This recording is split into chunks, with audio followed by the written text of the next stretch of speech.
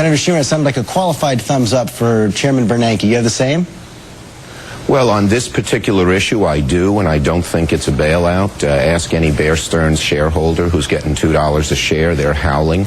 But I don't think they've done enough, and in fact, it shouldn't have come to this. Had the administration acted more proactively earlier, particularly about the housing crisis, when many of us were asking them to, we wouldn't have gotten up to this point.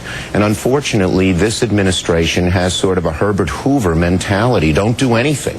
And we've learned over 100 years of economic history that smart, measured government involvement to try and deal with problems in the economy, particularly to prevent innocent people from being hurt, makes a great deal of sense. And yet, every time we propose something, particularly on the housing market, which is the bullseye of this crisis, the administration says no. The next week when we come back, we're going to have a modest, thoughtful housing package on the floor of the Senate.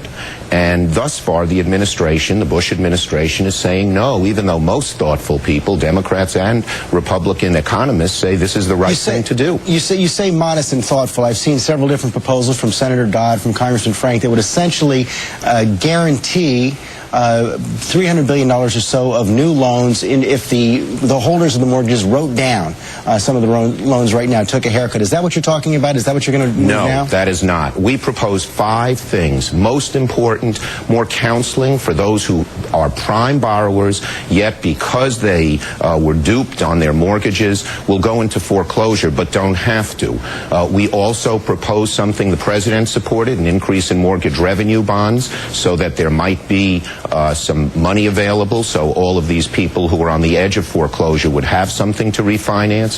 We propose a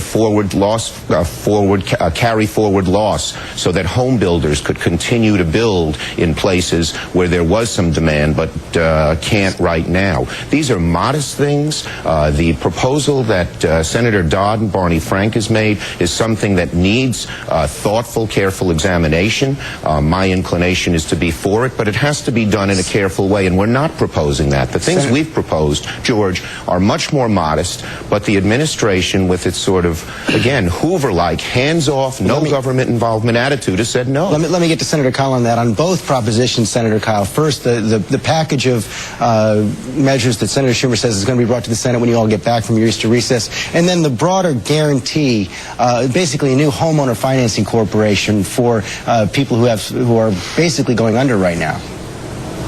Well, first, I wonder how long it would take my friend Chuck Schumer to blame the Bush administration here.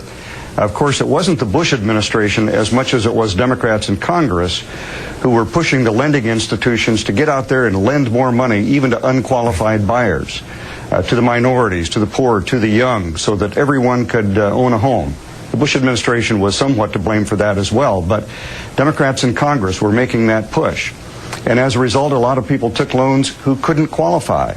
In fact, they didn't have to qualify. No money down. There was no credit reporting. And a lot of them, frankly, couldn't afford it.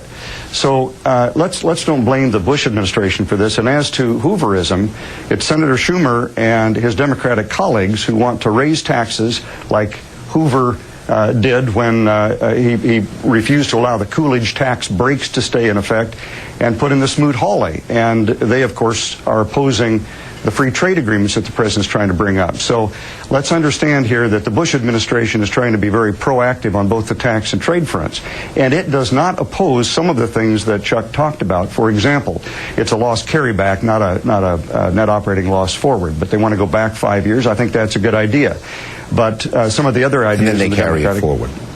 Yeah, and some of the other proposals in the measure that Senator Schumer mentioned would not be good ideas. There are good ideas out there, and I think that both of us can agree that we need to separate out those things that don't put the taxpayers on the hook. But don't force these companies to write down the loans and then cause the taxpayers to make up the difference. We've already voluntarily written down about 1 million bad loans, and it's all right if you can do it voluntarily. But don't cram it down. In other words, don't force the lender to do that, or you're just going to increase the borrowing costs that the lender has to charge.